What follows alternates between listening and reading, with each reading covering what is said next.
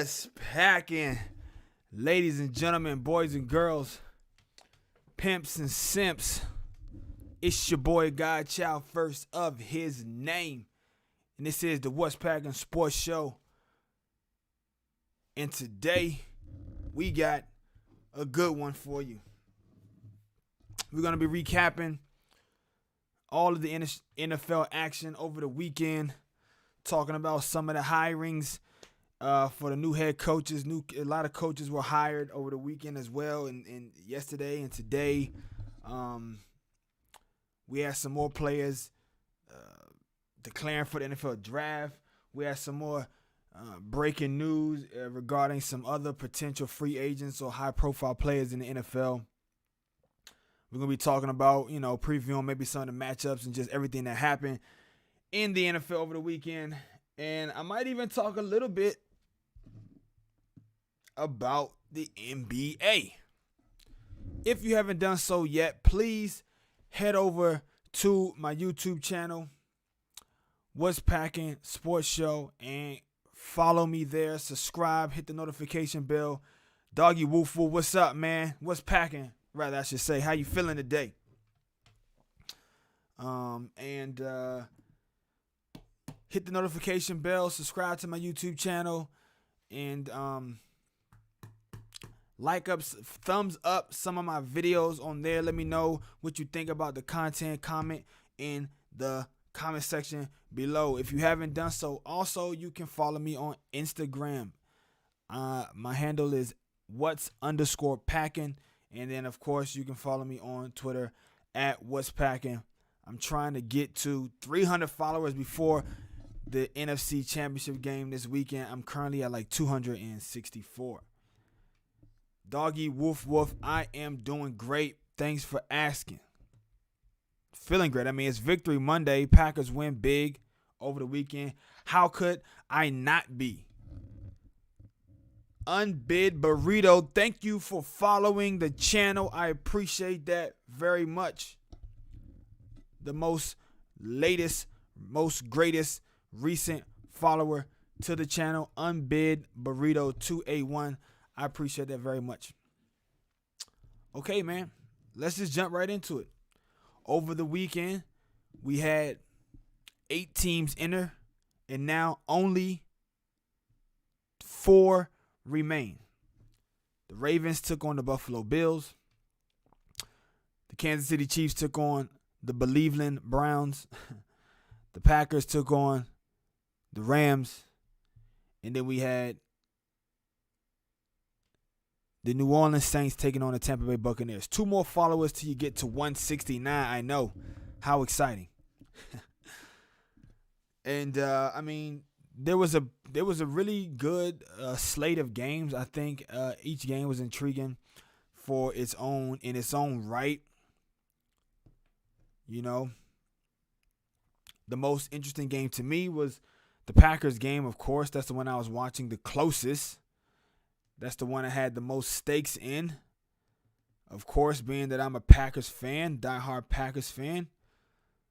So I was very interested to see how Green Bay would fare against the number 1 rated defense, and turns out they actually did pretty damn good. Coming into this weekend, everybody was talking about how spectacular and how stout the Rams were, and how they would be able to maybe shut down Devontae Adams, and how they would be able to get after Aaron Rodgers, and everything that they was going to be able to do with Todd Bowles. Todd Bowles is the coordinator for Tampa. As a matter of fact, the defensive coordinator for the Rams, some guy, I don't even know his name. Let me just do all the NFL hirings, NFL coach hirings. NFL coach hirings. Let's see. As a matter of fact, the coach for the Rams actually got hired today as the new head coach for the Chargers. So that's something interesting we could talk about. I mean, even after his defense just got kind of shredded, if you ask me, by the Packers, but that he was just given a job, man. And I'm gonna go to NFL.com GM, and head coach tracker right here. Okay, so we can talk about that in a little bit too. But I just want to keep on the topic of what happened this week in the Packers. That was the first game, so we can just kind of go in order of the games and how they were played. The Packers Rams played first, and I'm gonna write this down: Packers versus Rams recap. And look, man, it wasn't the prettiest game by the Packers. Man, they definitely had some opportunities that they missed. Couple of plays that I'm sure they wish they would have had back. Aaron Rodgers almost threw 2 picks towards the end of the half, going into the halftime, which I wasn't really a fan of that. But overall, I mean, I can't be salty. I can't be too critical. They won the game. They put 30-plus points up on the number 1 defense in NFL. Now, yes, they were missing Aaron Donald at full strength, and I believe they were missing Cooper Kupp on offense. But overall, I mean, you're not going to become the number 1 defense because of one player. And I know Aaron Donald is a generational talent. He's definitely a Hall of Famer, but he played. And even when he played, he didn't really have much of an impact. I think the storyline would have been, or most people were probably expecting, Aaron Donald to be able to still have an impact. Even Aaron Donald at 70% is still better than most players at 100%. That's probably what a lot of people would be thinking.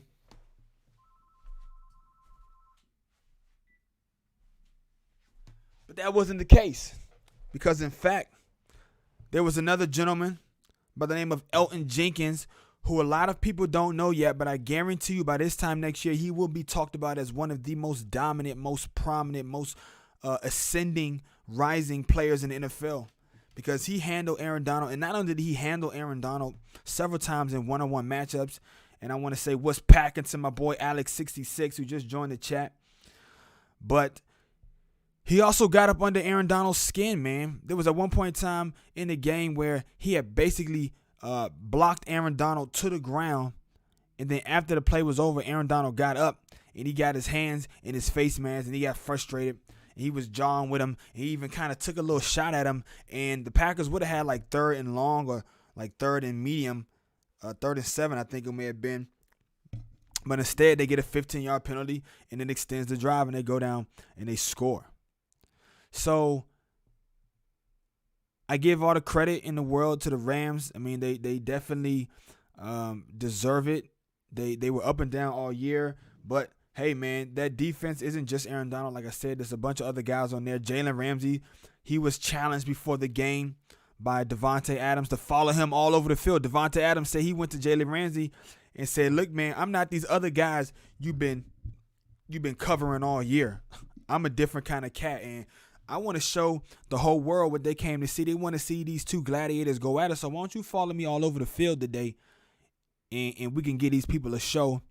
Of course, that's not really Jalen Ramsey's call. His defensive coordinator is the one who decides kind of how they're going to match up and what schemes they're going to employ. But in 6 offensive plays where Jalen Ramsey was targeted or the nearest targeted defender, the Packers had 144 quarterback rating. Aaron Rodgers he completed all of his passes for 144 quarterback rating. And actually, let me see if I can look it up. Jalen Ramsey, Packers stats. Let's see if I can look it up. Let's see if I can look it up. You know, they do the clickbait shit. You got to like click through everything. Surgical clean from the pocket. Bam. Let's see. Right up the middle. Attacking Jalen Ramsey. Here we go. Packers didn't shy away from going after Jalen Ramsey. In fact, they found great success in certain matchups against the Rams' first-team All-Pro cornerback. According to Pro Football Focus, Ramsey allowed 5 catches on 5 targets for 54 yards in his coverage. The site didn't even include Davante Adams' 1-yard touchdown in the final numbers, likely due to the clear miscommunication. Adams still caught all 3 of his targets for 27 yards with Ramsey in primary coverage. Overall, Ramsey ended up with his 3rd lowest overall grade of 2020 on Saturday. On the other side, however, Jair Alexander gave up just 1 catch for -3 yards. And that's something that I want to highlight, because I was watching earlier in the day some of the talk shows, Undisputed, I think it was. It was Undisputed. It was Undisputed. And they had Michael Vick on as an analyst. They had Skip Bayless, of course, Molly Karam, or whatever her name is, however you pronounce the last name. I'm not trying to disrespect her or nothing like that. I'm just saying I don't know how to pronounce it. I think it's Karam or Kerm or something like that. And, of course, they had Unc Shannon Sharp. And at the end of the segment, they were just talking about what kind of what chance do you give Brady in Tampa Bay to go into Green Bay and to come out with the win. And they said they give him a chance. Anything can happen any given Sunday, as they say.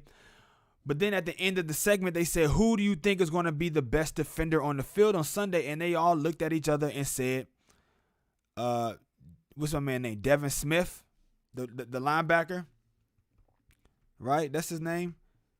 The guy who came up with the interception. Devin White. They all looked around and they said Devin White was going to be the number one defender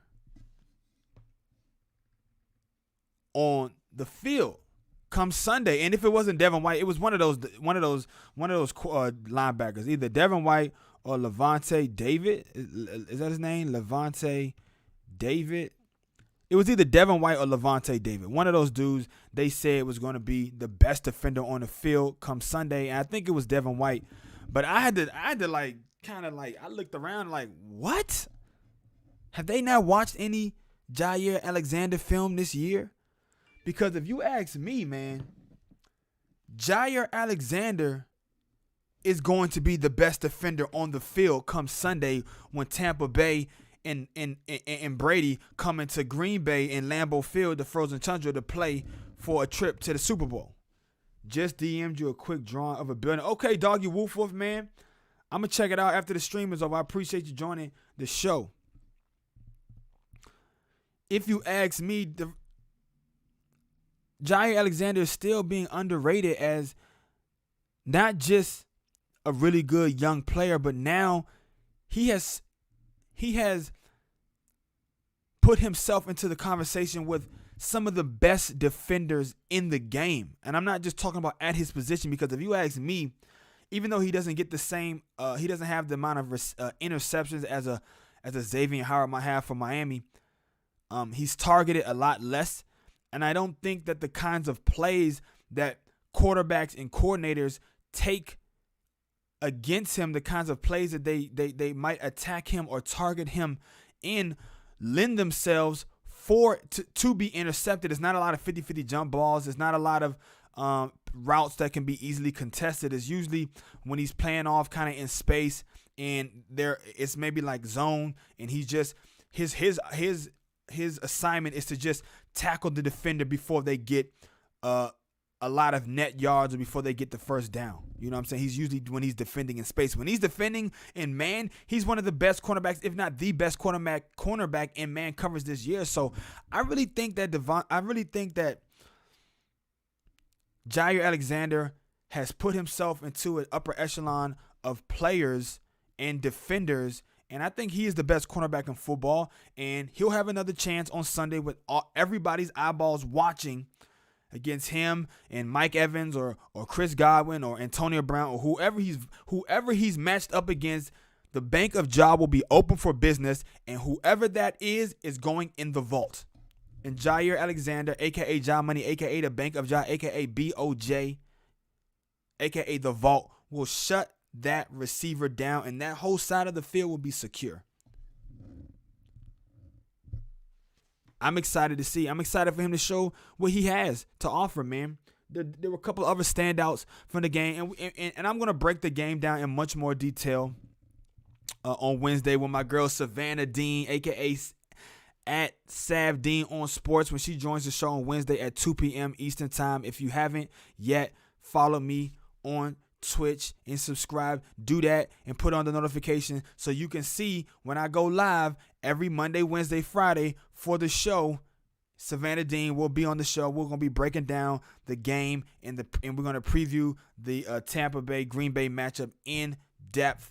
You're not going to want to miss that, because I guarantee you Savannah Dean will always have some interesting stat that you probably haven't heard before, or something that's going to make you feel better about the game or more confident about the Packers being able to win. Just like we previewed last weekend when we said the Los Angeles Rams were really vulnerable against play action pass. And how many times did we see a player running wide open down the middle of the field or up the seam, or up the sideline on a play action pass? At least 3 or 4 times. They only converted maybe on 1 or 2 of them. Rodgers overthrew MVS once, and I think there was a couple of drops, but there were at least 3 or 4 shot plays off play action that the Packers could have even made this game more out of hand, more out of reach for the Los Angeles Rams. Now, I want to get to some of the other games on the weekend. As a matter of fact, the second game that we had was the Buffalo Bills and the Ravens, man. And the Buffalo Bills Ravens game was interesting because I was really pulling for Lamar Jackson, man. He was finally able to get his first playoff victory last weekend when they beat the Tennessee Titans on the road in Tennessee, changing the narrative just a bit that he couldn't really do it when it counted most. He had lost all his other previous playoff games to this point. I think he was 0-2, I guess, or maybe 0-2. But now he's like, 1 and 2 in the playoffs, or I guess now he's 1-3 in the playoffs because they lost against the Buffalo Bills. And look, man, as much as I like Lamar Jackson, and I think he's a very talented dude, he definitely is going to have to improve this next coming year if he wants to get those mega dollars. And I know that's going to be the conversation that a lot of people are going to start to have around Lamar Jackson, because he will be coming into his 4th year. And coming into your 4th year, he has 1 year. He'll have 1 year left on his deal. Are they going to pick up his 5th year option? Are they going to just sign him to maybe a 4 or 5 year or 6 year extension and pay him big time money? But as it stands right now, I wouldn't pay him that money because he hasn't shown me that he can do it both with his legs and in the pocket. Now, some people were saying on Twitter, I was kind of getting into this little debate, and they were saying, well, he doesn't have a go-to number 1 receiver like a Devontae Adams or a Stephon Diggs or a Tyreek Hill. And while he may not have a guy like that on his team, he does have Hollywood Brown, who is a legitimate down-the-field threat. He does have Mark Andrews, who is one of the best tight ends in the game.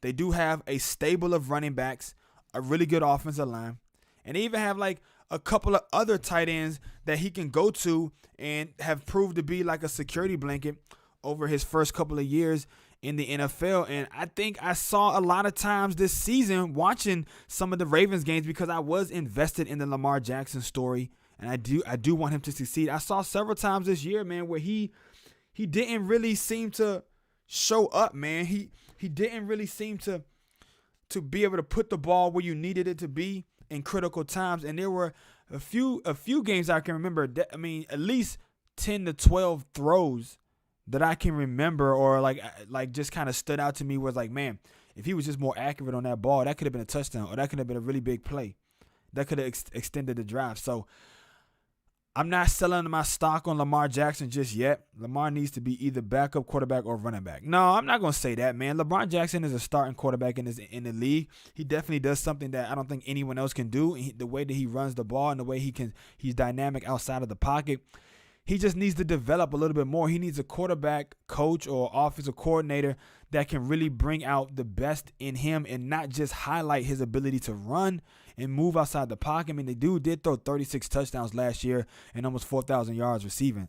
4,000 yards through the air on top of 1,200 yards on the ground. So I think he can do it. I think he just needs a little more practice. He needs a little more development. This year was not the best year for that because we all know it was shortened and it was restricted by COVID. However, the Bills do look really good, and the Bills-Chief matchup is going to be a really good one. And I'm looking forward to the Bills making me a man of my word, because I said from the beginning of the season I didn't think that the Chiefs would be able to make it back to the Super Bowl. But now that they're here, now that they made it to the AFC Championship game, I still think they're vulnerable. I still think they have a chance to get knocked out, because if you look back at that game against the Cleveland Browns, the Chiefs really could have lost that game. Baker Mayfield and the Browns, they were able to cover The Chiefs were 10-point favorites. I believe they only won by 5. There was a play in the game that ended up being a really controversial play where Higgins, I want to say the receiver for the Browns, he caught a nice pass, made a move on the defender, and started to go towards the end zone, and he dove out and he reached the ball for the pylon, and then the defender for the Chiefs came and put his helmet right on his elbow, really, and kind of like ended up hitting him in the helmet. Ended up being like a helmet-to-helmet collision, and the ball fumbled out of his hands. It rolls into the end zone and out through the end zone, and it becomes a touchback, which I think is honestly one of the most horrible rules in all of sports. Brazzle dazzle, what's packing? Welcome to the show, my resident troll. Says the Packers week D will not be able to contain Josh Allen at his best. I don't even know if Josh Allen and the Buffalo Bills are going to make it to the Super Bowl. I have been picking the Chiefs to not make it all year. I've been picking the Chiefs. I've been predicting that the Chiefs would lose at some point in time. And damn, what happened to my pen? I just had that jump.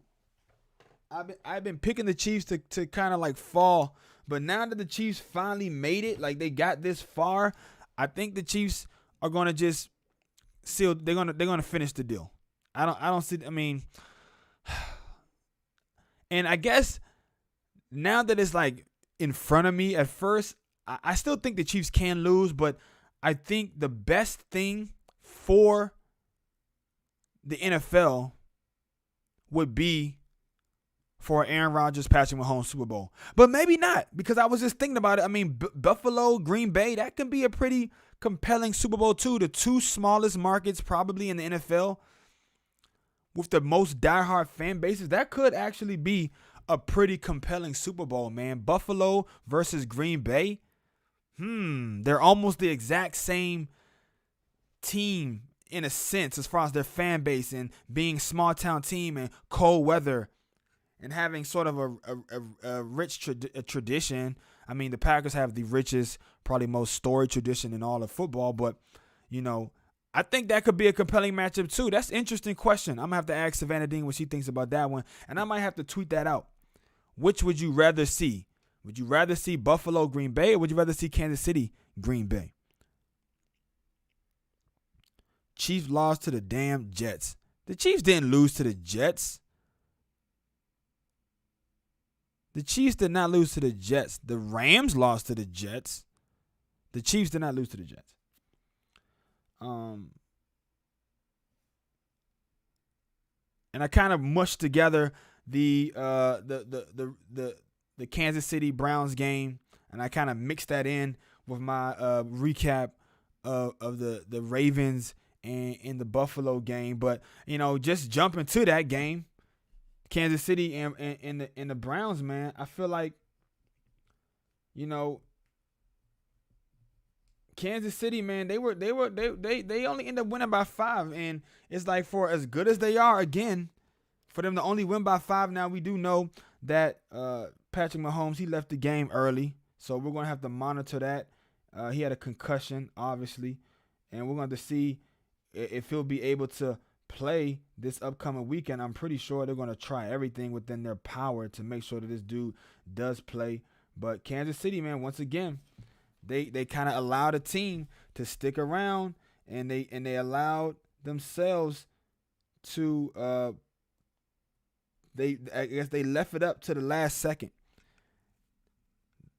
Again, they turned it on just when they needed to at the end. Chad Henne came in the game in relief of Patrick Mahomes, and he was able to Chad Henne played very well, which to me also highlights the fact they were able to have a backup quarterback come into the game, lead them down, and basically seal the deal. And you're telling me that dude is the MVP? I don't think so, man. I'm not buying it, man. I'm not buying it. I'm not buying he's the MVP. To me, the MVP is Aaron Rodgers. Mook Junk 66, what's packing over on the YouTube side? The Black Sheep Chronicles Battle of the Bays. I don't think he checks YouTube comment sections. Well, you're wrong, Mr. Black Sheep. I do check the YouTube comment sections. I don't check it as often, but I do check the YouTube comment section. But if you really want to be in on the action, gotta join me over at twitch.tv.gdchyldtv. You know what I'm saying? That's where I'm really at. That's what I'm really doing my thing at. And I spelled it wrong. Twitch.tv/GDCHYLDTV.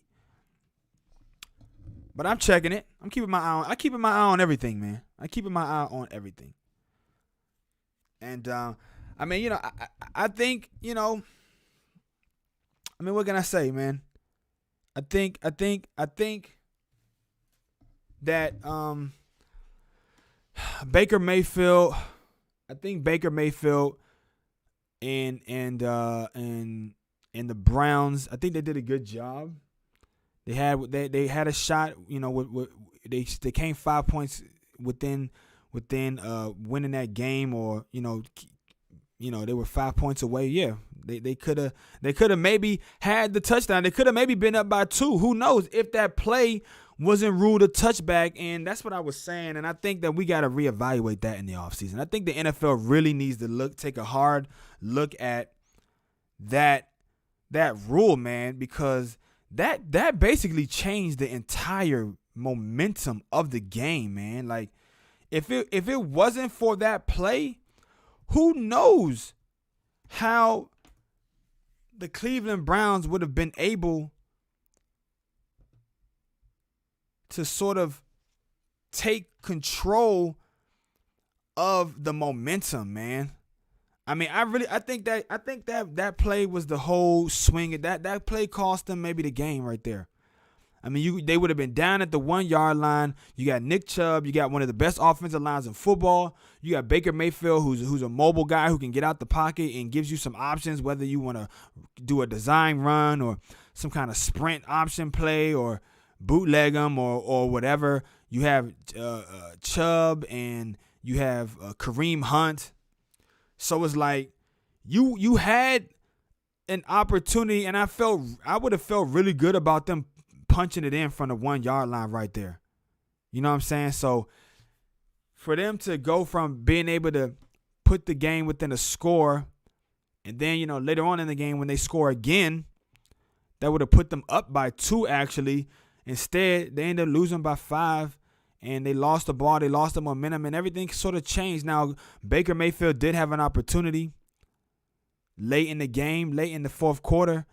His team got the interception in the end zone. Chad Henne threw a horrible pass, and they intercepted the ball. And he had an opportunity, but they called some bad plays. They had a screen play that was dialed up that honestly was a good call, but just maybe to the wrong side, because that was the side that there was a linebacker or somebody who just kind of pretended to rush and then dropped right back into cover. So, I mean, that was like a great call by Spagnuolo.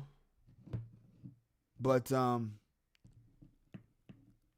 then there was another call where I guess Baker, they just ran it out. They just threw a little ball into the flat or something, and it didn't really have that big. They didn't have that good of a chance to convert on the first down. But I think there were some times in the game where the Browns could have maybe went for it. They could have kind of took a bigger risk. I mean, you haven't been to the playoffs in 18 years, man. You need to just go for it. I mean, you have nothing to lose, really, if you're the Cleveland Browns. And I think that they kind of played a little too conservative at points in the game. But now the conversation, I think, is going to be Baker. What's his market value? What's his market value as a quarterback and the franchise quarterback of his team compared to guys like, Josh Allen and Lamar Jackson? They were all in the same class, correct? Josh Allen, Baker Mayfield, and Lamar Jackson. Yeah, Josh Allen, he was taken in 2018 draft, right? Okay, now Lamar Jackson, 2018 draft. And Baker Mayfield taken in the 2018 draft. So, I mean, that's going to be an interesting comparison. Like, here you have three guys who've all now made it to the playoffs, three guys who have all have, like, winning, I think, percentages maybe in their careers now as quarterbacks. Three guys who, one of these guys has been two of these guys are Heisman Trophy winners. One of those dudes has an MVP trophy. I mean, they all have a wins in the playoff. I mean, they're all, pretty much around the same age. Baker is 25. I think Allen is 24. You know what I'm saying? Baker's 25. Allen is 24. And Lamar Jackson is also 24. I want to say, right? So they're all relatively the same age. They've had sort of kind of relatively the same success, except for Baker Mayfield. He's had the least amount of success, but he's also was on the worst team with the least amount of talent and the most dysfunctional of all the franchises, I would say. And now, these guys are, all right, Doggy. He says, I got to go, man. Thanks for joining the show. Thank you for stopping through the chat, man. I appreciate you. Much love, peace, and, prosperity or whatever you want to say. I appreciate you. And I think that's going to be like an interesting conversation, man, to have like this upcoming off season. These guys, they all got drafted in the 2018 draft. Allen, LJ, and Baker, man. Who gets paid? Who gets paid? And how much? How valuable are they to their teams? What are their teams looking to do? Moving forward, like how are they going to be able to, build around them? What's their cap space looking like? I think it's just going to be interesting. How are they viewed in the league? But right now, if you ask me, the best passer of that group, or the best quarterback of that group is Josh Allen. And you could say, well, LJ kind of had the MVP season. I mean, Josh Allen, he was having himself an MVP season if it wasn't for Aaron Rodgers just playing like he's from another planet, playing out of his mind, playing the best football of his life at age 37. Josh Allen would have had a really good chance at the MVP, I believe. And he might still get a vote or two. I think there's probably somebody who will give Josh Allen a vote in MVP this year. Even though I think Aaron Rodgers deserves to be unanimous MVP, there's always that one or two people. I mean, think about it. Charles Woodson wasn't unanimous, and I don't even know if Peyton Manning wasn't unanimous. I think Peyton's probably gonna be unanimous. But there's always that one guy. Or Ken Griffey Jr., right?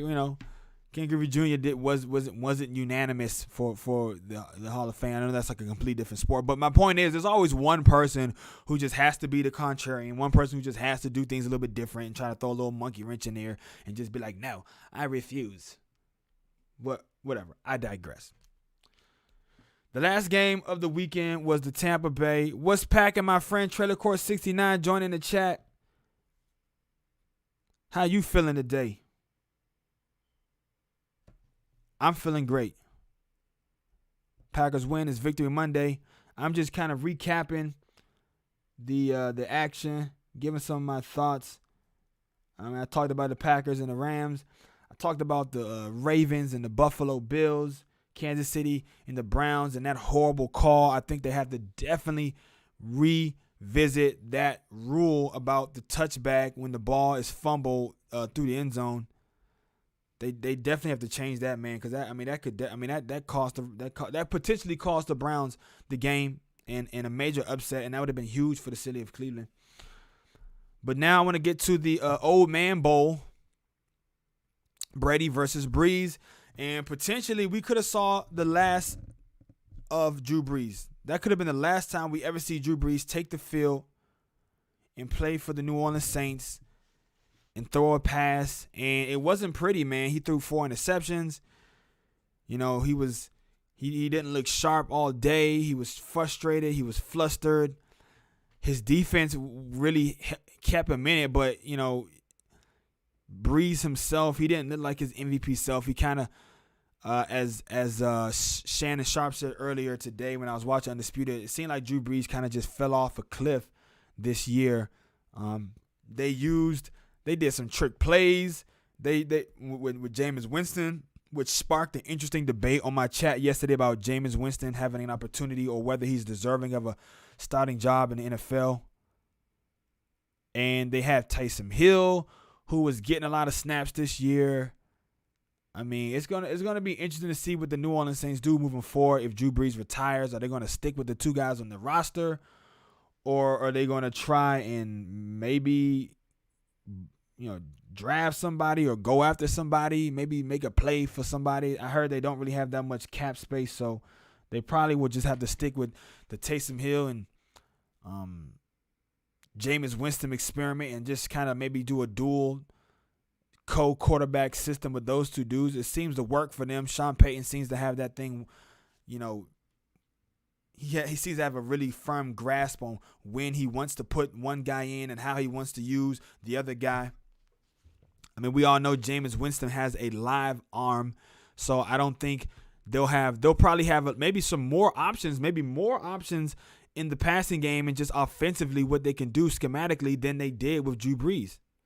So who knows? The Saints, while it might seem right now like, they take a step back because Drew Brees is going to probably 99% chance retire.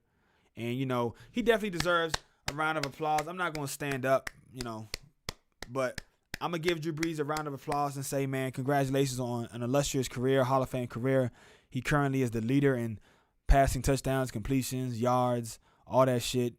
But I don't think it's going to last that long because Tom Brady is like right behind him in every single category. And I believe Tom Brady, who looks great at age 43 and took a bad Buccaneers team last year in the past 4 or 5 years, he turned them around in 1 year on a COVID-shortened offseason and now has them playing in the NFC Championship game as one of the best teams in football, one of the 4 best teams in football.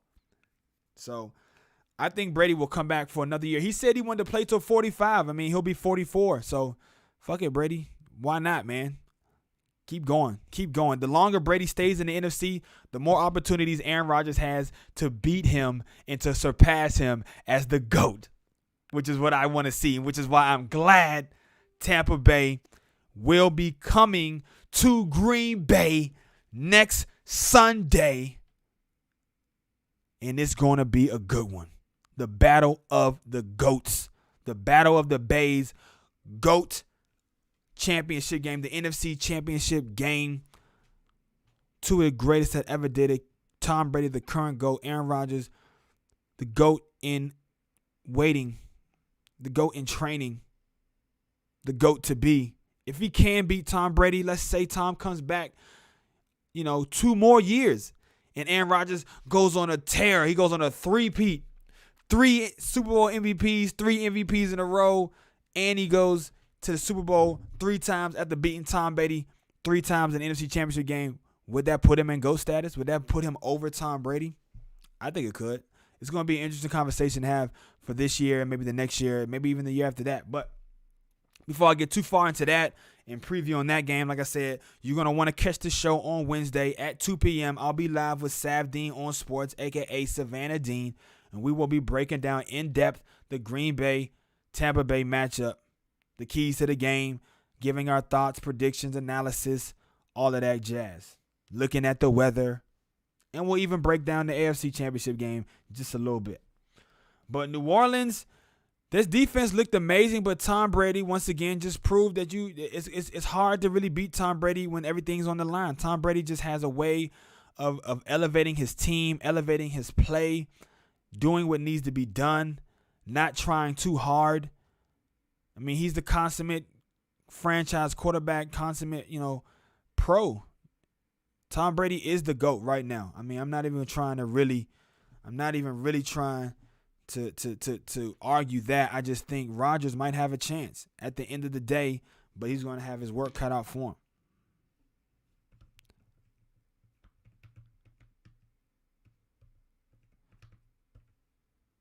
I will say, however, though, this Tampa Bay defense looked pretty good. Tampa Bay looked pretty good. They had struggled a little bit down the stretch of the season, and they looked vulnerable And I'm gonna dive a little bit. I'm gonna see if Savannah Dean, if she got some good stats for me on the Tampa Bay defense and where maybe their vulnerabilities lie. I might try to look into it myself. But Tampa Bay defense, they got 4 turnovers, and as I said, Rodgers late in the half in the game against the Rams, he did throw 2 passes into the end zone as they were trying to go down and score before the halftime. That could have been picked off, should have been picked off. Those were the only 2 plays really that were in harm's way. And now you could say maybe he knew there would have been very little, chance for them to run that back, or it would have been of little consequence. But I mean, those 3 points did help. It helped swing the momentum, and it helped make it a 10-point game coming out the half. They score in the halftime, then they come back out and they score again.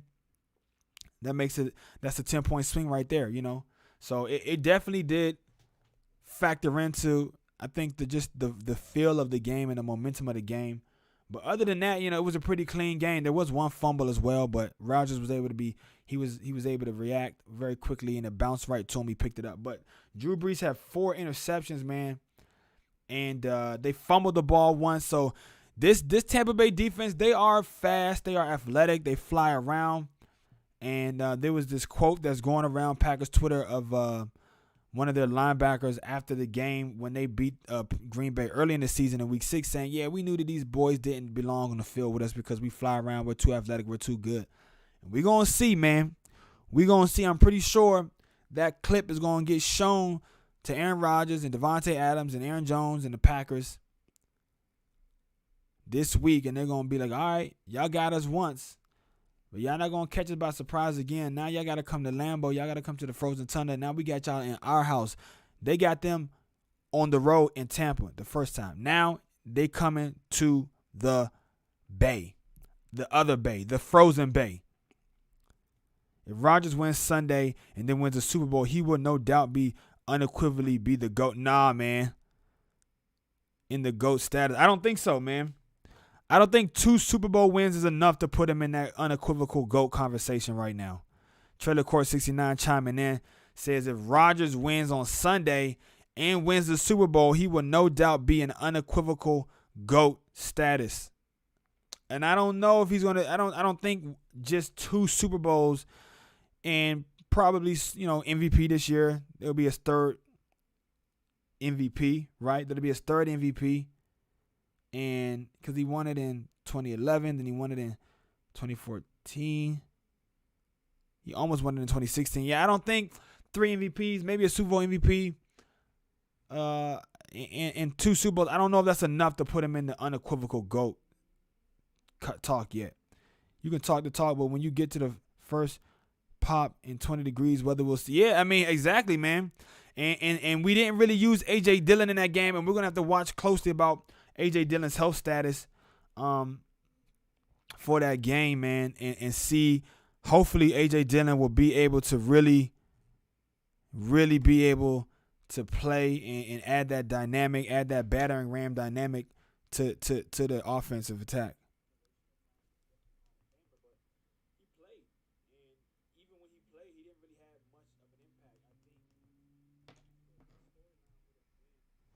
Oh, you know what? That's why I'm not up to date.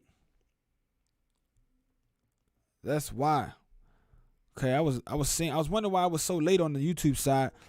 My man Black Sheep Chronicle says you gotta really pause with the Rodgers go talk. LMFAO. He has 1 ring, bro. Rodgers will never be. I didn't say he deserves to be. Slim Charles Vita Vey activated. Not good for the Packers, boss. Man, I don't give a damn about no Vita Vey. Is Vita Vey better than Aaron Donald at 70%? I don't care about no dog. We don't care about nobody and what they got going on. Like Devontae Adams said, he not the same. This not the same team that took on Tampa Bay in Week 6, bruh. This a whole different team. This offensive line is gelling together. Matt LaFleur is only his 2nd year as a coach. He's learned so much in his 2nd year, play calling wise, how to manipulate the defenses, when to call certain plays. Rodgers is more comfortable Rodgers is more comfortable now than he was even at the beginning of the year in this offense. Devontae Adams was just coming back from his injury. Now everybody's healthy. And the defense is playing way better than the defense was playing back then. That's honestly going to be I think that's going to be a bigger factor in this game being different from the last game than even the offense not having another fluky day. Because if you remember the very first drive in that Tampa Bay game in Tampa Bay, they went down and they scored the very first drive, and they jumped out to a 10-point lead. So they know that they can do things against this defense. Then Rodgers had some mistakes. Things got away from him. Defense kind of wasn't where they needed to be, and now they are.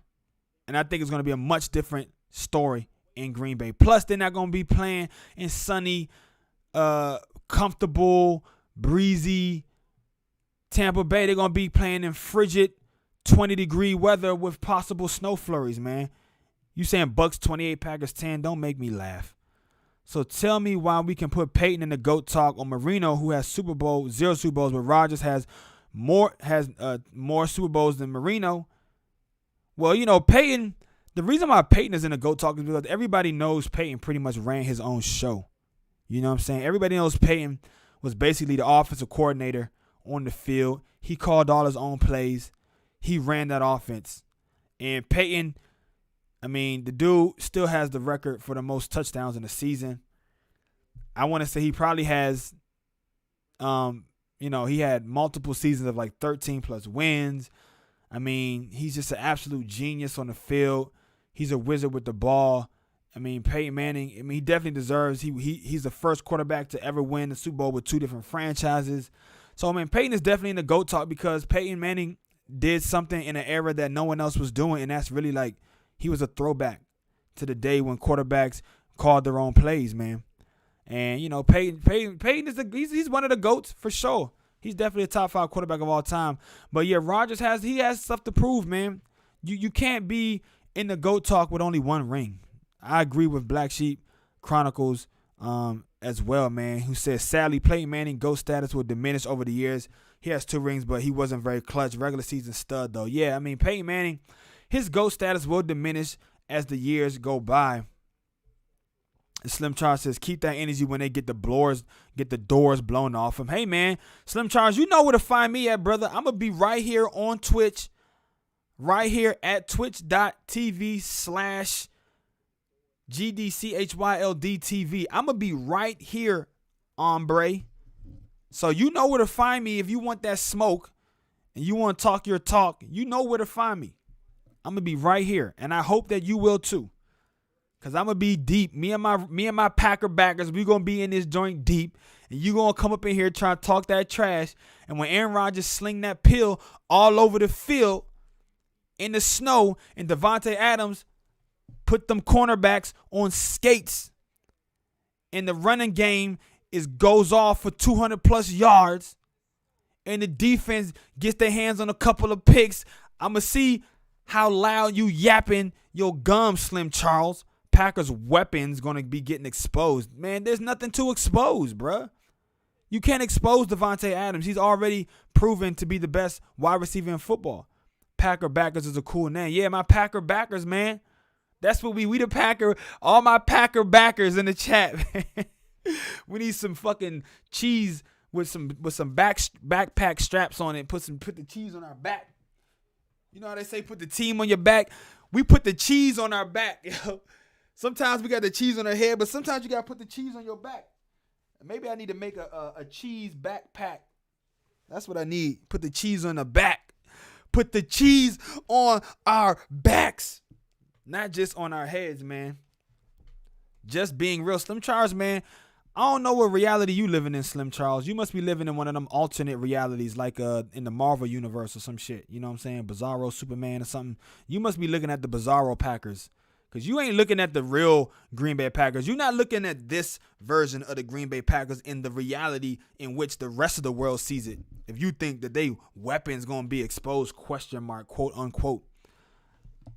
The Black Sheep Chronicle says, I like Brady and rooting for him, but no way I can bet against the Packers right now. Looking totally dominant and clicking on all cylinders. Scary team right now in Super Bowl winning favorites. I think so as well, man. Slim Charles is just, he's got a slim chance. You got a slim chance, Mr. Charles. But, you know, it's still a chance. And I give Brady, look, I mean, let me not act too crazy right here, bro. I'm not gonna act too crazy like the Buccaneers don't stand a chance. They definitely stand a chance. That defense was flying around, and they gave the Saints fits yesterday.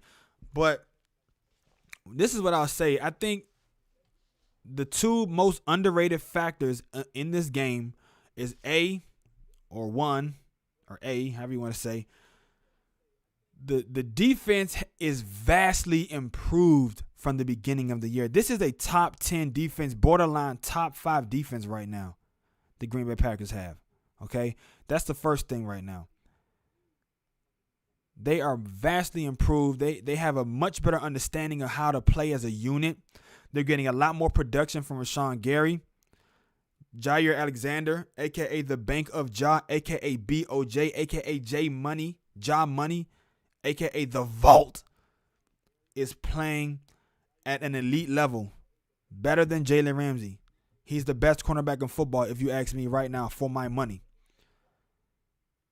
And then you're talking about Kenny Clark emerging as of late. He had 2 sacks last week. And then you talk about the Green Bay Packers. I don't know if you know this, Mr. Charles, but the Green Bay Packers have the number 1 rated, highest graded safety duo in the NFL. The Rams may have been the number 1 defense, but the Packers have the number 1 free safety and strong safety duo in the NFL. Darnell, don't call him average, Savage, and Adrian Amos, both, by the way, Maryland boys. DMV stand up, 301 stand up, 443 stand up. Both of those dudes, they were the 2 highest graded safeties in the NFL this year. So pump your brakes, Mr. Charles, and read some facts before you come up in my chat talking all of that.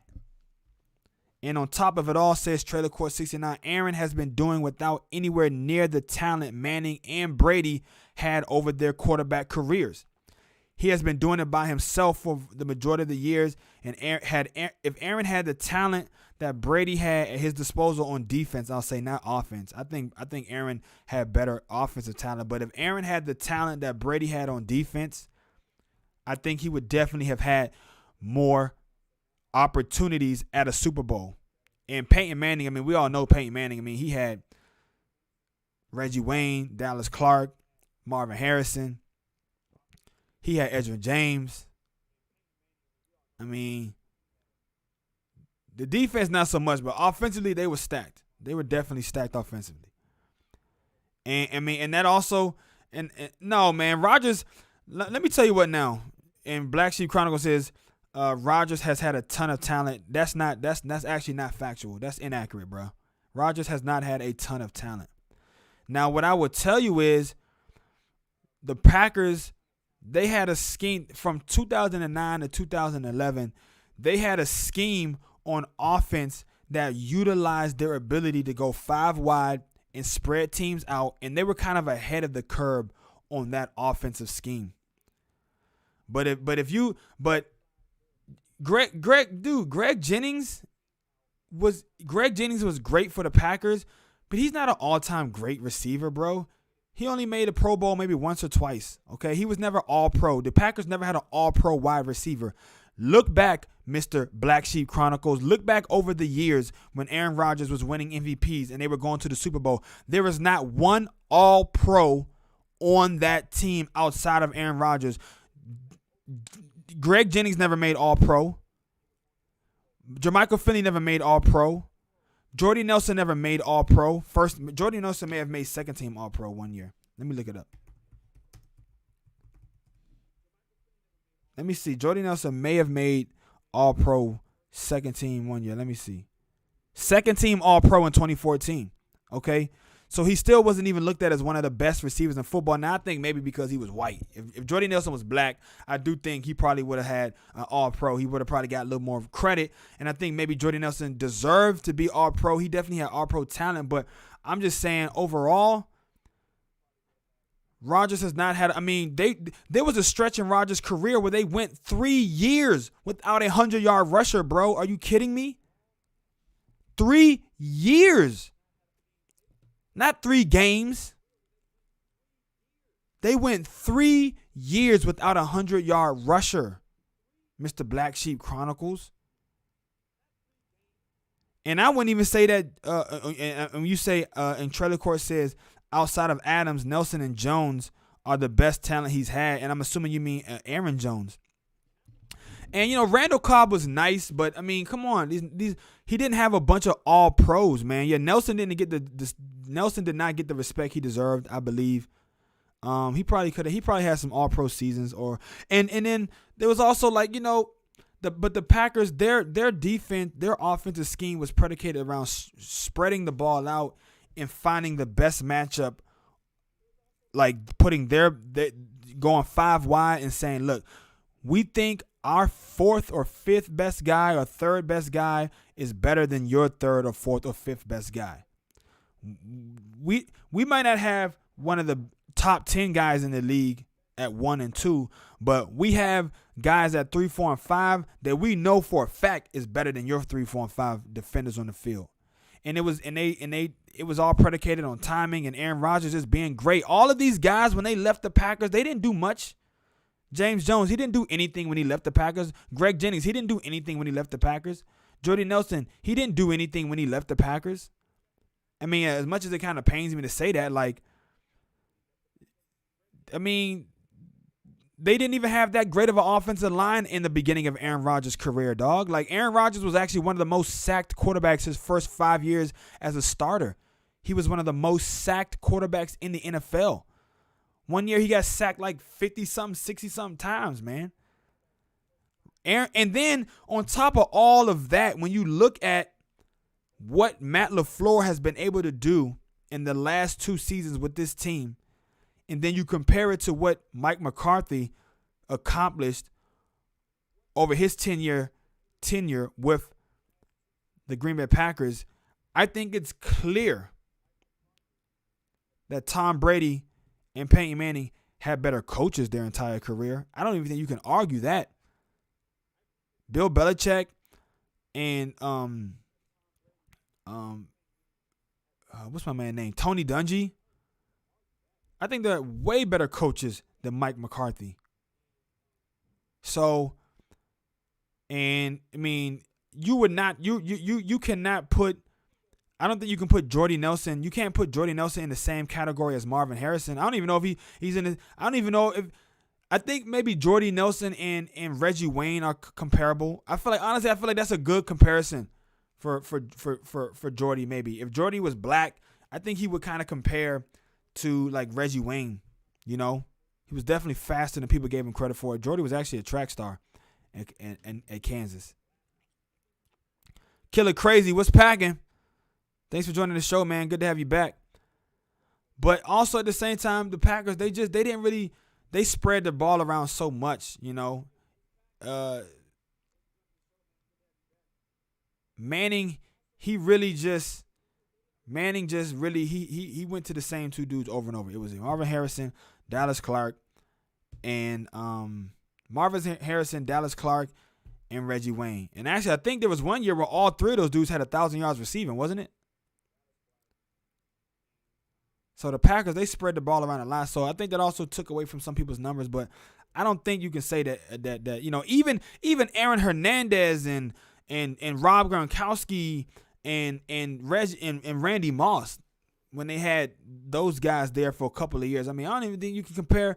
Now this year, Devontae Adams, he might have an opportunity to go down as a top 10 receiver of all time. He definitely has the skills. He's going to need the longevity. He's going to need to play maybe until his 35, 36. Maybe he can play that long. We'll see, man.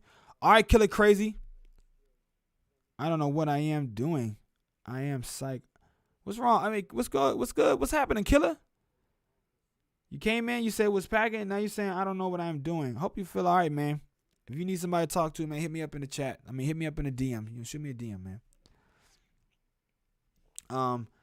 But I definitely think, to go back to the original topic of discussion, I definitely think Rodgers has an opportunity to put himself into that GOAT conversation, but he's going to definitely need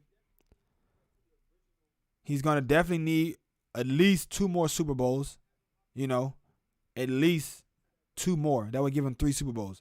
He's going to need a few more MVPs, regular season MVPs, Super Bowl MVPs. He's going to need more memorable games. I mean, if he beats Tom Brady this year, next weekend, to go to the Super Bowl, and then say he beats Patrick Mahomes, who everybody thinks is the best quarterback in the NFL right now, that's going to go a long way to establishing his legacy. They're going to say, damn, he beat Tom Brady and Patrick Mahomes in the same year and had the number 1 seed and beat the number 1 defense that year. They're going to look back at this 2020 season and be like, damn, Rodgers, this was maybe one of the greatest seasons ever by a quarterback. But he's got to finish the deal. He's got to finish the deal.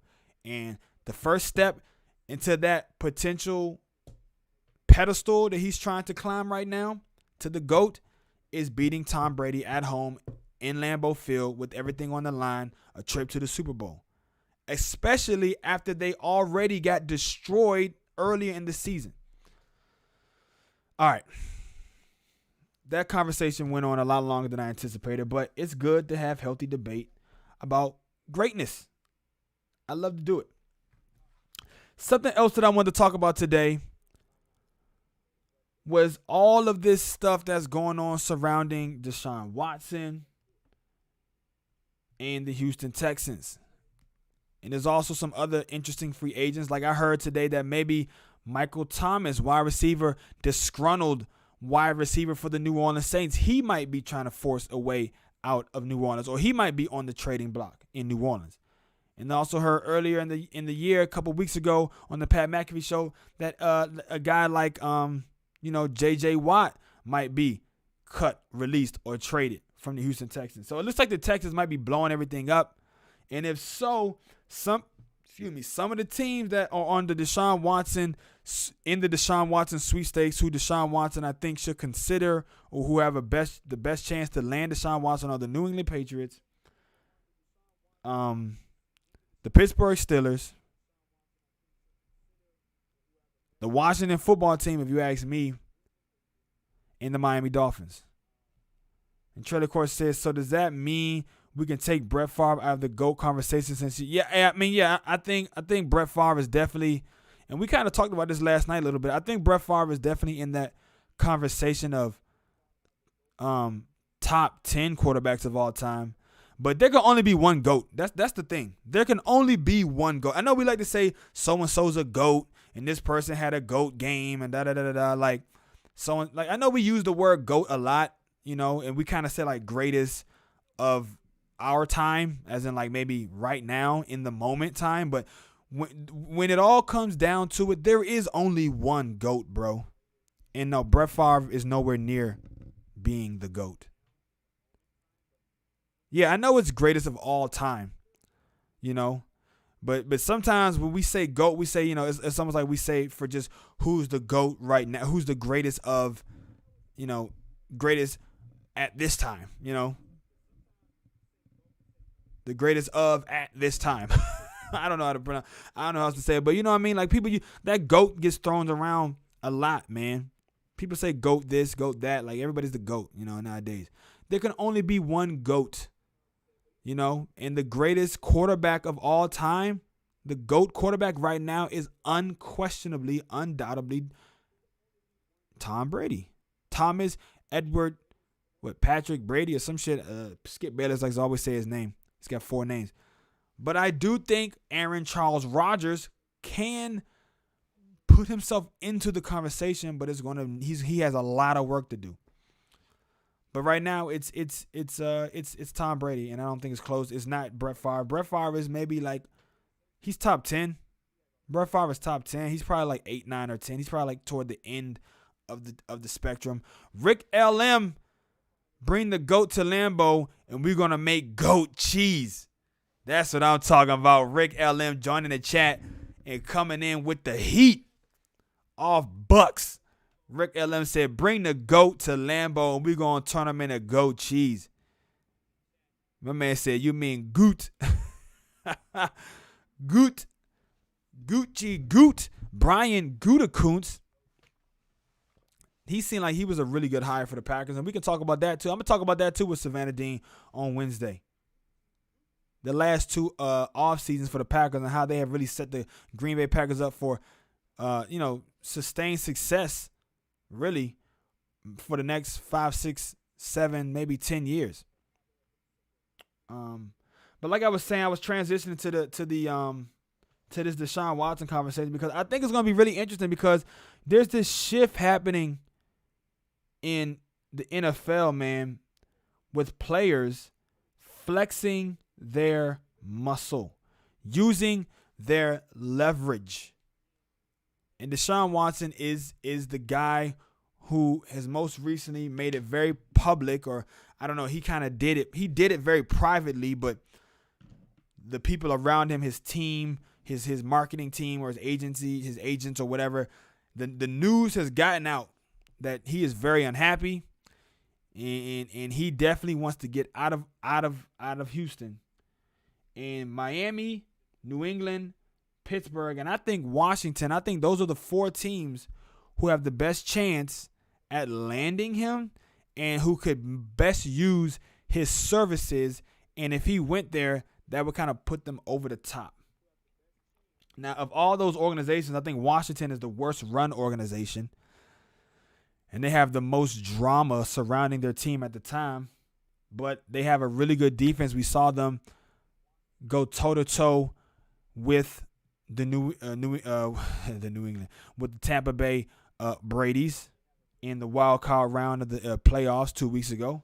I mean, just imagine if that was Deshaun Watson instead of some unknown, undrafted guy or whatever he was drafted, Taylor Heineke.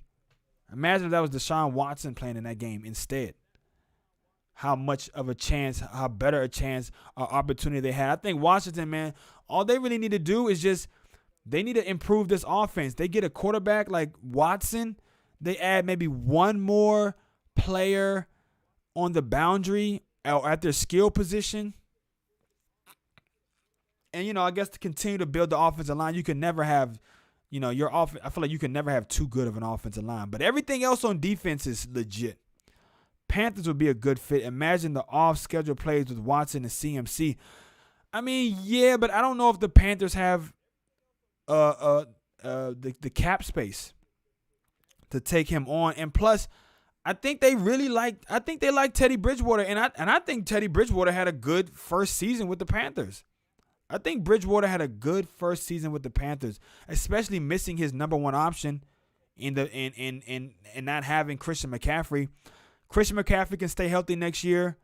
They have another good draft where they maybe add some more talent to that offense and to the defense, and the second year in Matt Rule's system. I think the Panthers are in good shape, and I don't think they're going to be in play for Deshaun Watson. I don't even know if they have the money to pay him or to take on his contract. I think it's clearly going to come down to Miami, who's already said they'd be willing to put 2 on the table, and they've got lots of draft capital, and they've got lots of space. They might even sign Watson they might even give him some more money. He signed a 4-year extension. They might even give him 2 more years and say, look, man, you're going to be our quarterback of the future for the next 6, 7 years. Reports said the Panthers were discussing it. So, I mean, if you're saying the Panthers might be discussing it, okay. I mean, yeah, if you have a chance to get a franchise top 5 quarterback, you definitely explore that option. I think there are like 27 teams in the NFL who probably going to explore it. 27, 28 teams. There are about 5 or 6 teams who are going to say, nah, we're good. The Packers, Ravens, Kansas City, Buffalo, the Chiefs. I mean, not the Chiefs. Well, I already said Chiefs, but I'm going to say the Chargers and Kansas City. I mean, damn, I can't. Why am I keep thinking Cincinnati? There's 16. Those are the 6 teams I feel like they're not thinking about Deshaun Watson. Every other team in the NFL, yeah, they're going to try. They're going to make a call. They're going to see what kind of package they can put together. But just because they're going to try or they're going to make a call or they're going to entertain the idea doesn't mean that they actually will have a legitimate shot at landing him. I think the best teams that have a shot are Miami, Pittsburgh, New England, and Washington. Yeah, $14 million in cap space isn't enough. $14 million cap space is not enough. Because I think Deshaun Watson's he's gonna also want to go somewhere that has like an opportunity to put a good team around him. Washington has the cap space. New England, I'm not sure. I think the Williams is going to have cap space. They're going to probably cut some players and open up a lot of cap space. But Miami and Pittsburgh, they're looking good. And the Jets have a lot of cap space, but I think the Jets really like this other kid, and I think they're going to stick with him. And as far as that goes, man, we're going to have to wait and see. All of this stuff is going to probably really heat up once the Super Bowl is over and we start getting to the draft talk and all that kind of stuff. But it was just something that I wanted to kind of, it's interesting, and then like I said, it's another interesting topic for this year. I think off season is going to be, and I mentioned this a little bit earlier, but Lamar Jackson and Josh Allen and Baker Mayfield, those guys are all on the same timeline as far as, extensions and those kinds of things. And I think that's going to be interesting to see, which of those guys get paid. I mean, the NFL is in good hands right now, man. The NFL is in really good hands right now because there's a crop of young quarterbacks who are absolutely talented and smart and capable, and they all can run. They all have mobility. They all have strong arms. They're all pretty accurate. I mean, I didn't even include Kyler Murray in that conversation. So, like, the NFL right now, we all thought the golden age of quarterbacks had already kind of come and gone maybe a few times. And then we thought, oh, man, Aaron Rodgers. Oh, Tom Brady, Peyton Manning, Phillip Rivers, Eli Manning. But then here come these the next crop. This may be the best crop of quarterbacks ever. I think there are more quarterbacks in the NFL right now who can take their team to the playoffs and have a legit chance to do some damage than ever. And that's exciting for the NFL, man. Something else I wanted to look at today was the coaching hires, man. The coaches and GMs. As you know, there have been a lot of openings this year. The Browns ain't going to look at him. And maybe the Browns. Yeah. No way Pittsburgh's going to pay Ben his $30 million in dead cap and pay Watson too. Well, there you go. Yeah, that's a good point, Rick. That's a good point. I mean, but the fit would be great though. Hey, I don't know how you would do that though. You're absolutely right. I don't know how you would do that, but the fit would be amazing, I think. But you're right. Pittsburgh, they do have to pay Ben a lot of money. In trailer courses, the Browns ain't looking at Watson either. And I don't know. Honestly, I don't know. I mean, I'm sure they like Baker, but if they felt like they can get Watson, they might upgrade. I think they might take that upgrade, honestly.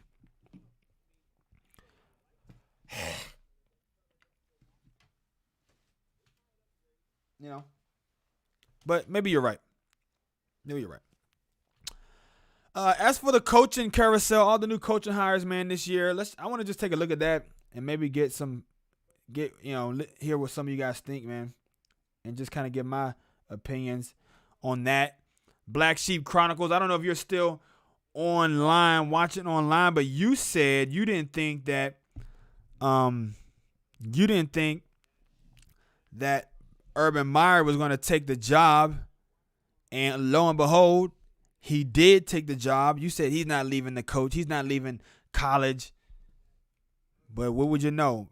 Urban Meyer did leave, and he got hired by the Jacksonville Jaguars on January 14th. And then later on that day, January 14th, Robert Saleh,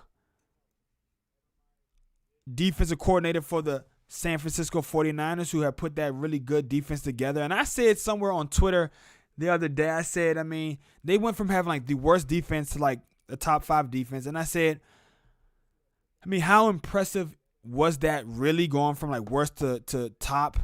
If you look at all the first round draft picks that they had on that front seven and all the talent they were able to accumulate from being so horrible for the past 4 or 5 years since John Harbaugh left. I mean, it's impressive to have sort of sustained that success for the past 2 or 3 years.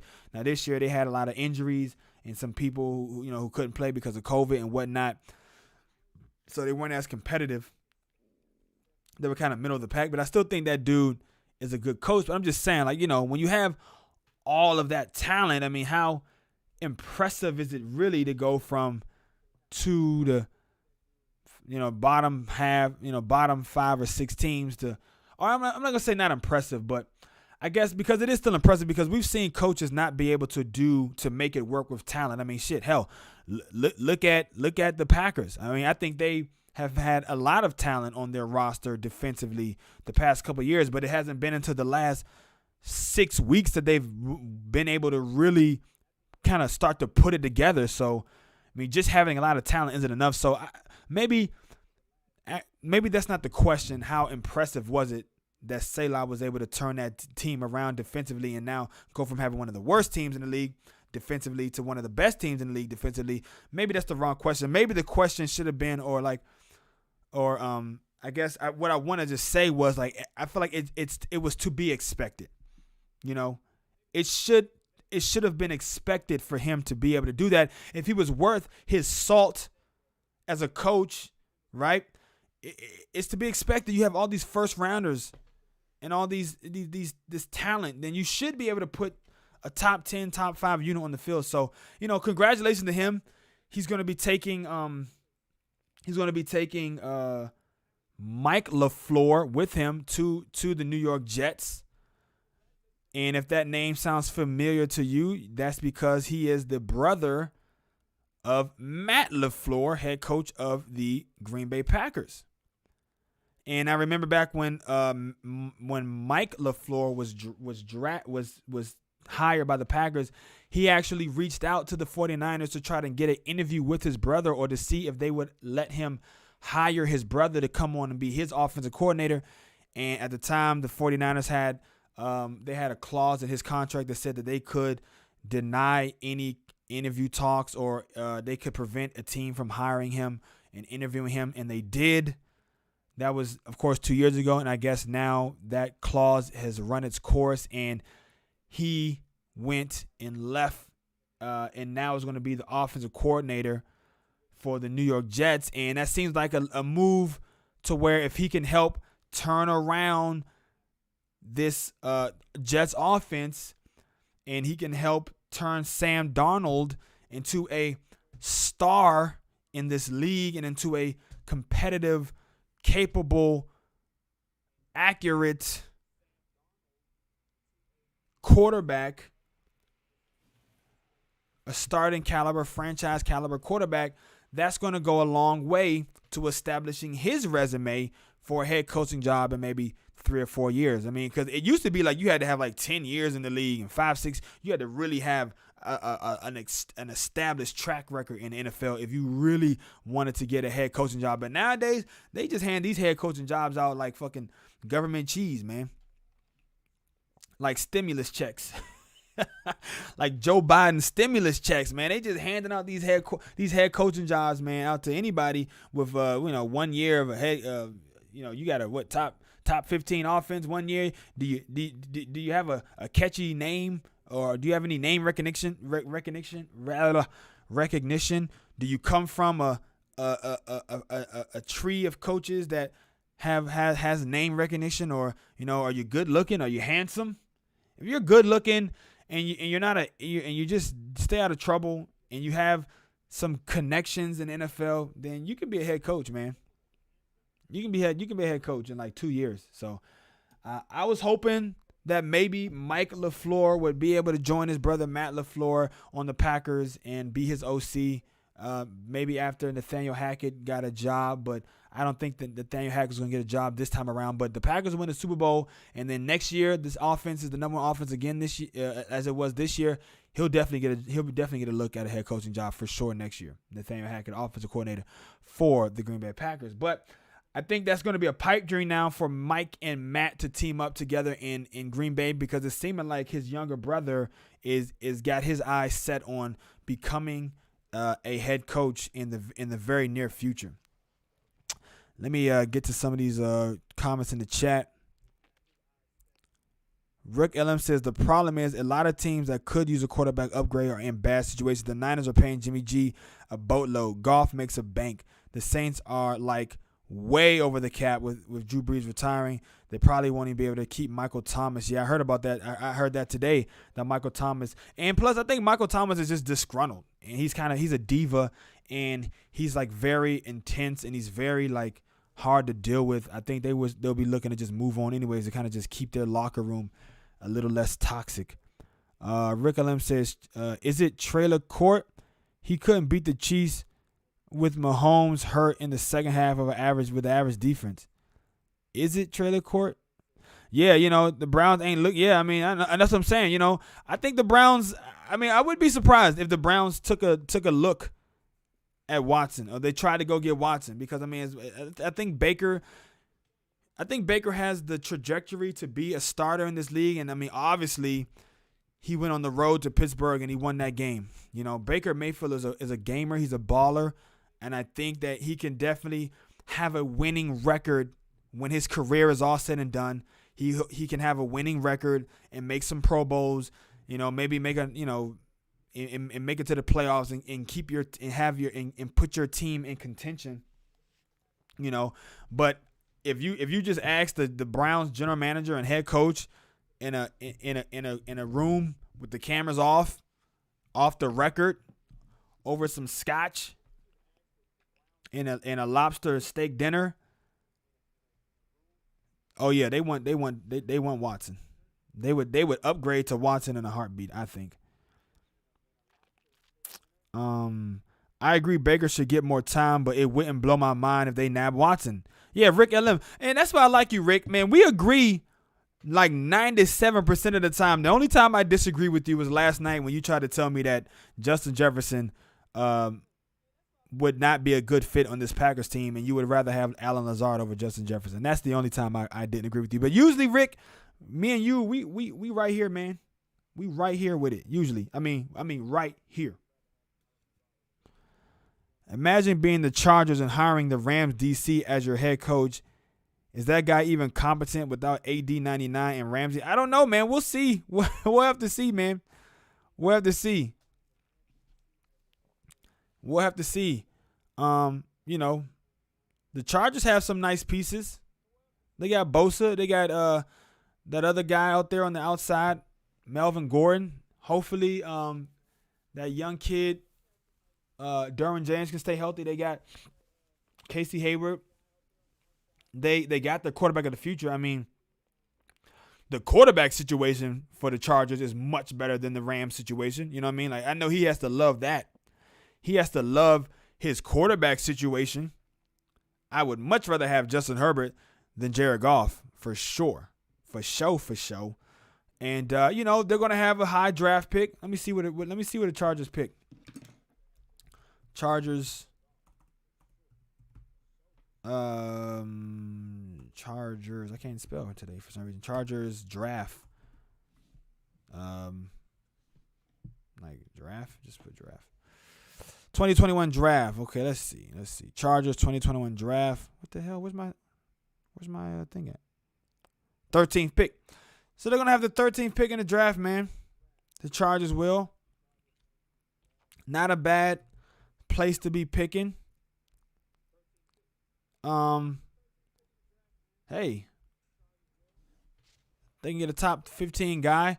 Maybe somebody on offense. There's going to be a boatload of free agents at wide receiver and running back. So I think the Chargers are a good spot. And I mean, he can probably go out and try to get. Maybe he can even get some guys on defense. I wonder what their cap space looks like.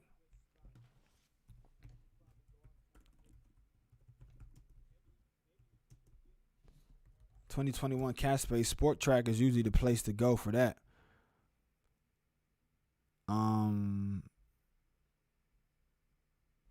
Let's see. Salary cap. I mean, they got Joey Bosa. Ooh, jeez Louise. Let's see what their salary cap is looking like. The highest paid player right now is Joey Bosa with 11% of their cap. Wow. But I want to see like what their cap space is looking like overall. How do I find that? Rollover cap adjustment. Okay. NFL 2020 salary cap, 175 million. Total cap space with all. They got $22 million in cap space. That's not bad. I mean, right? I don't think that's bad. I think anything in the 20s to like 90 million is just insane. I think anywhere between like 20 and 30 million dollars in cap space is like pretty decent amount of cap space, right? You can work with that. Rick Lim said, Rick Lim backtracking now. I didn't say that. LOL. Justin Jefferson is a good fit anywhere. I just like Lazard's fit more in our system. Yeah, man. And hey, I feel you. I guess. There's very few teams I'd take Lazard over Jefferson on. But with what he's asked of him in our system, I'm doing it. All right, man. Hey, there you go. You are gonna, that is your hill. And you are willing to die on that hill, man. And I'm more respect to you.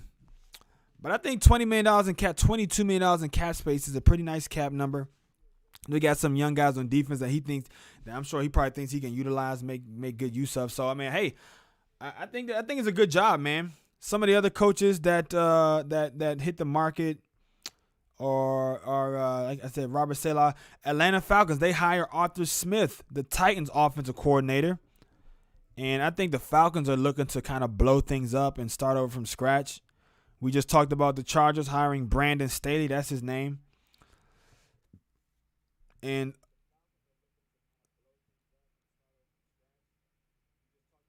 okay, yeah. The Falcons did a whole bunch of interviews, and now the Detroit Lions, which, plays into the conversation for us Packer backers, right? The Lions have completed interviews with Darrell Bevell, interim head coach, Eric Bieniemy, chief offensive coordinator, Todd Bowles, who canceled the interview. Todd Bowles said, fuck that. I don't want no parts of that toxicity. Dan Campbell. And actually, I think Dan Campbell was hired. It was announced last night. So the Lions actually did hire Dan Campbell, who was the assistant head coach and tight ends coach for the Saints. So, I mean, there we go. That's another name off the list, and now we just have the Texans. The Jaguars, they hired Urban Meyer. And then there's the Eagles. So the last jobs remaining are the Eagles and the Texans. And the Texans are looking at Eric Bieniemy, Joe Brady, offensive coordinator for the Panthers, Jim Caldwell, former Lions head coach, David Culley, Rams assistant head coach, okay, Matt Eberflus, defensive coordinator for the Colts, and I heard his name in the radar for a while now, maybe for the last 2 years. Leslie Frazier, Bills assistant head coach and D coordinator. Tim Kelly, offensive coordinator for the Texans. Ugh, I would just stay away from the Texans. I don't want nothing to do with anybody from the Texans organization. Marvin Lewis, the last name on the list. As for the Eagles, they're pretty much looking at all the same guys. Eric Bieniemy, Joe Brady, Gerard Mayo, inside linebacker coach for the Patriots. That's a different name. They're looking at Josh McDaniels. Looking at Kellen Moore. What? Are you kidding me? They would really make Kellen Moore. Oh my gosh, bro. See, the Eagles are a mess right now, bro. The Lions will still suck. Yes, I agree. Especially if they move on from Stafford, like they're in the.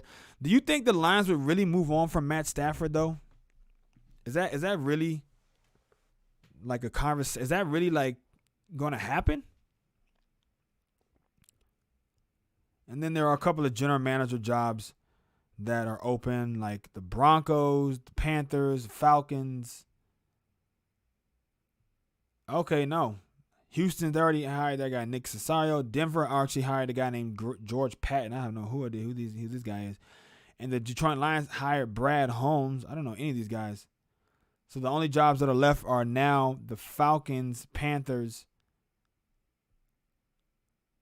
and Jacksonville. Oh, and Washington also looking for new head coach, new general managers. Interesting. I'm not so interested in the general manager jobs, unless it was the Packers looking for one. It's the head coaching jobs that I think are most interesting, and I'll be interested to see. I'm curious to see how the Urban Meyer in Jacksonville thing is going to turn out.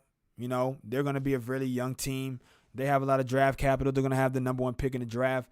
I think it's already been stated by other outlets and media sources that Urban Meyer is leaning towards the quarterback out of Clemson and not his own guy, Justin Fields.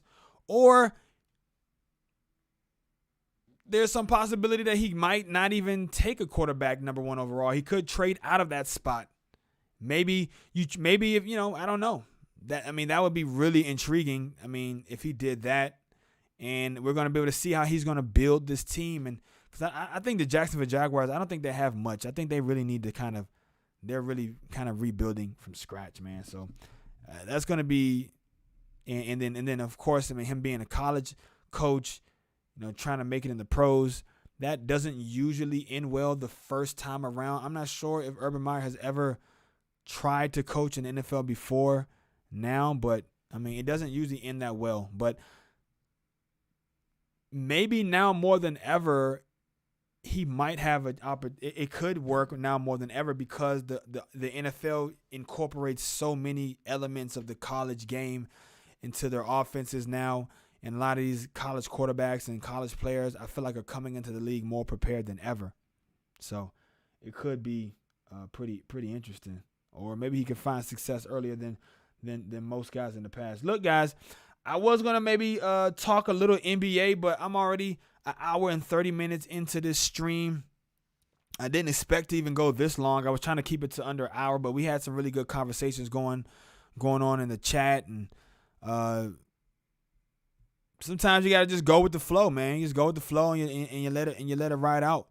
So, again, I always want to, end the show by thanking those who stopped by, man. Doggy Wolf, Alex66, the Brazzle Dazzle, Trailer Court 69, Slim Charles, Killer Crazy, Brody 7F, Rick LM, and even on the YouTube side, my man Black Sheep Chronicles and Monkey Junk 66. I want to thank everybody for stopping by, for your comments, your participation in the show. It's your boy Godchild, first of his name. This has been the What's Packin' Sports Show. I will be live again on Wednesday at 2 p.m. Eastern Time. 2 p.m. Eastern Time. It's like DC, New York, all that shit. 2 p.m. Eastern Time. With Savannah D, a.k.a. Savdean on Sports. We'll be breaking down the Packers Los Angeles Ram game in depth, doing the 5 W's, who, what, when, where, and why the Packers won on Sunday. We also will be previewing the Battle of the Bays, the Goat Bowl, Green Bay versus Tampa Bay in Lambeau on Sunday. And we'll probably do a couple of other topics as well. I want to thank everybody again one last time. Give yourselves a round of applause for stopping by the show. I appreciate your love and support. And it's all love on this side. Go Pack, go. And as I always say at the end of the show, the Bears still suck.